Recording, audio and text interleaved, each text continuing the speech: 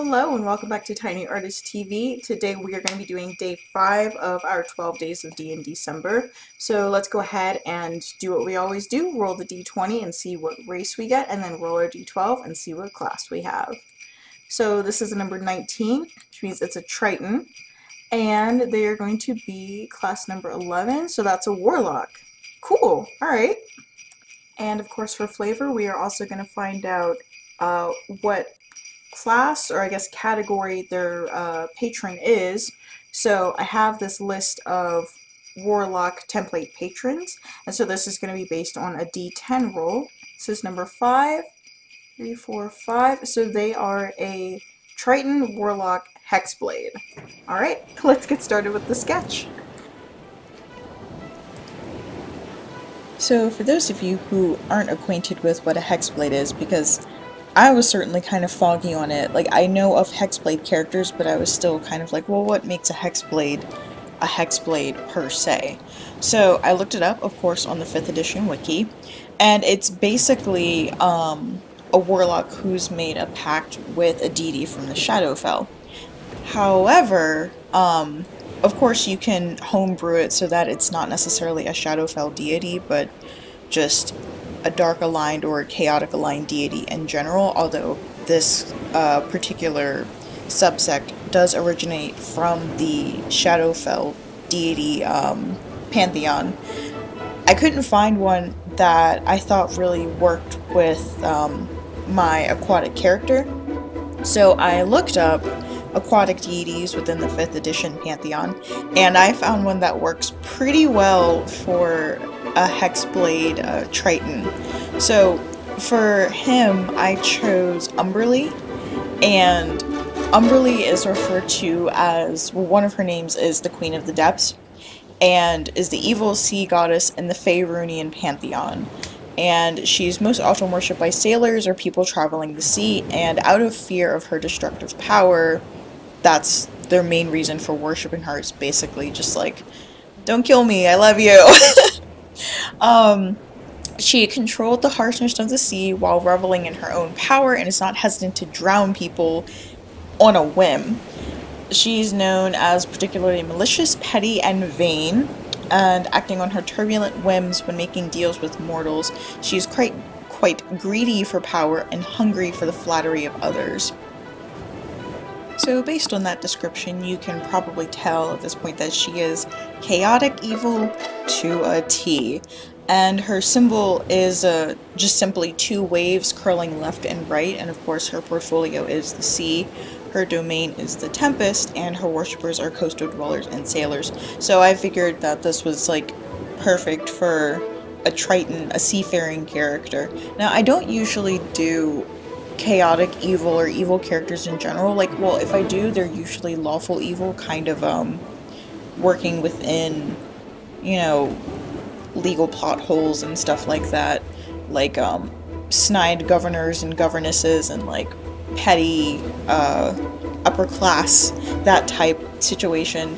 So for me to just do an outright evil character, it's like, oh, that's, I mean, you can't really, it doesn't really come out in the drawing itself, but this is definitely in the final sketch, because as you can see I am working on the second pose at this point. That was the other thing with this one, is that I had to take a break after working on both of these poses, and I finally got one that worked. But the pose is just supposed to be kind of like this big power stance. It almost actually in the final looks like he's kind of howling at the moon with just like rage, and like the sea is splashing around him, and that's the aesthetic that I chose. Also kind of goes back to the symbol of Umberlee, and I did put the symbol of Umberlee on his blade because as a Hexblade, like, you want to show some sort of homage to your patron deity. So basically from here on out, because I have finally figured out a way for this to work, it's just line art, cleaning up the lines on a second layer, and then doing the final layer, and then coloring. I don't do any shading in this one.